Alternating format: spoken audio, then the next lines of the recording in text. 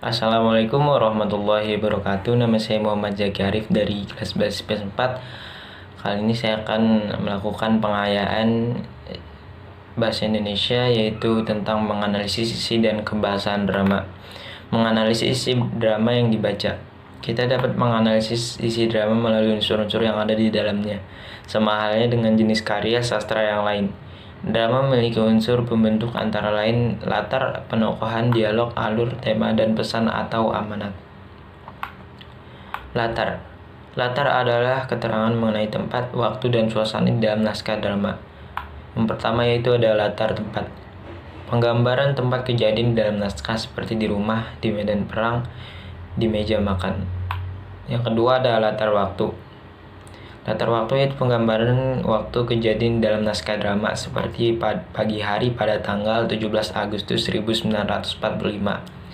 Yang ketiga ada latar suasana atau budaya, yaitu penggambaran suasana ataupun budaya yang melatar belakangi terjadi dengan adegan atau peristiwa dalam drama. Misalnya dalam budaya Jawa, dalam kehidupan masyarakat Betawi, Melayu, Sunda, ataupun Papua. Penokohan. Tokoh-tokoh dalam drama diklasifikasikan sebagai berikut. Yang pertama ada tokoh gagal atau tokoh badut. Tokoh ini mempunyai pendirian yang bertentangan dengan tokoh lain. Kehadiran tokoh ini berfungsi untuk menegaskan tokoh lain itu. Yang kedua ada tokoh idaman.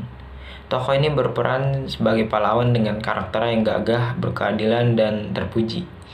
Yang ketiga ada tokoh statis. Tokoh ini memiliki peran yang tetap sama tanpa perubahan mulai dari awal hingga akhir cerita. Yang terakhir yaitu ada tokoh yang berkembang. Misalnya seorang tokoh berubah dari setia ke karakter berkhianat, dari yang bernasib sengsara menjadi kaya raya. Yang selanjutnya ada dialog. Dalam drama percakapan atau dialog harus memenuhi dua tuntutan. Yang pertama, dialog harus turut menunjang gerak laku tokohnya. Dialog harus dipergunakan untuk mencerminkan apa yang telah terjadi sebelum cerita itu. Apa yang terjadi di luar panggung selama cerita itu berlangsung.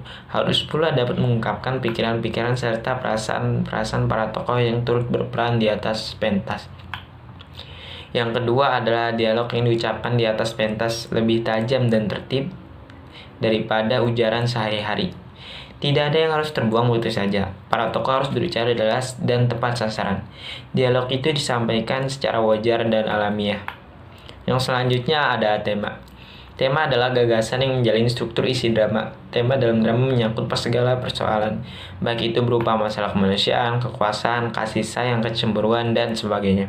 Untuk mengetahui tema drama, kita perlu mengapresiasi menyeluruh terhadap berbagai unsur karangan itu. Tema jarang dinyatakan secara tersirat. Untuk dapat merumuskan tema, kita dapat memahami drama itu secara keseluruhan. Yang selanjutnya ada pesan atau amanat. Amanat adalah pesan atau makna yang ingin disampaikan oleh pengarang. Amanat dapat ditentukan melalui tafsir pribadi berdasarkan sudut pandang tertentu, sehingga amanat bersifat kias, subjektif, dan umum. Umumnya amanat memberikan manfaat bagi kehidupan secara praktis. Yang selanjutnya ada alur cerita. Yang pertama ada eksposisi atau orientasi, adalah tahapan awal dalam sebuah alur drama, adalah pengenalan atau pemaparan masalah itu utama yang berkaitan dengan hubungan antar tokoh protagonis dan antagonis. Yang kedua ada konflik, berupa pertentangan antara tokoh protagonis dan antagonis, peruncing dan meluas hingga melibatkan sekutu kedua kekuatan yang berseteru.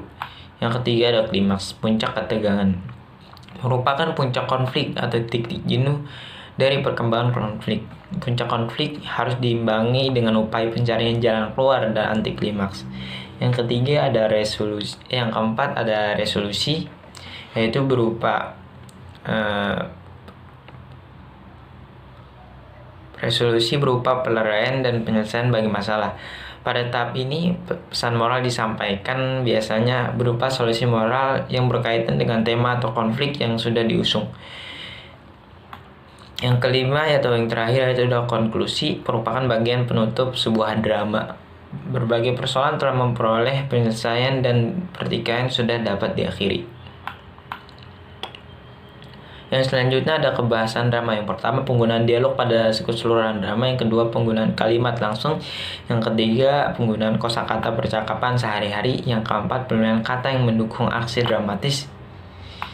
Yang selanjutnya ada penggunaan dialog pada keseluruhan drama. Hampir secara keseluruhan naskah drama didominasi dengan dialog. Dialog tersebut terlihat dalam tuturan langsung tokoh dengan tokoh lainnya. Namun ada juga tuturan tidak langsung dalam drama, khususnya dalam bagian prolog dan epilog. Yang selanjutnya ada penggunaan kalimat langsung. Sejalan dengan penggunaan dialog dalam drama, hampir dapat dipastikan bahwa tuturannya menggunakan jenis kalimat langsung. Kalimat langsung merupakan kalimat yang menirukan ujaran atau ucapan yang disampaikan si penutur secara lisan.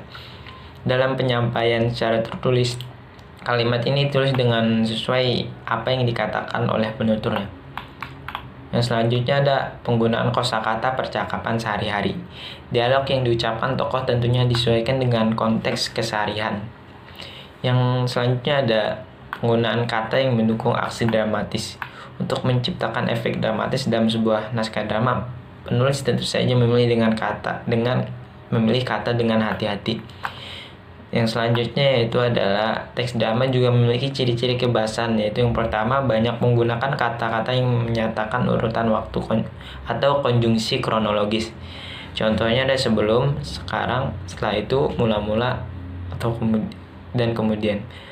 Yang kedua, ada banyak menggunakan kata kerja yang menggambarkan suatu peristiwa yang terjadi. Contohnya ada menyuruh, menobatkan, menyingkirkan, menghadap, beristirahat. Yang ketiga ada banyak menggunakan kata kerja yang menyatakan sesuatu yang dipikirkan atau dirasakan oleh tokoh. Contohnya merasakan, menginginkan, mengharapkan, mendambakan, mengalami. Yang terakhir yaitu menggunakan kata-kata sifat atau descriptive language untuk menggambarkan tokoh, tempat, atau suasana. Contohnya rapi, bersih, baik, gagah, dan kuat. Mungkin cukup itu materi yang saya sampaikan. Kurang lebihnya mohon maaf. Assalamualaikum warahmatullahi wabarakatuh.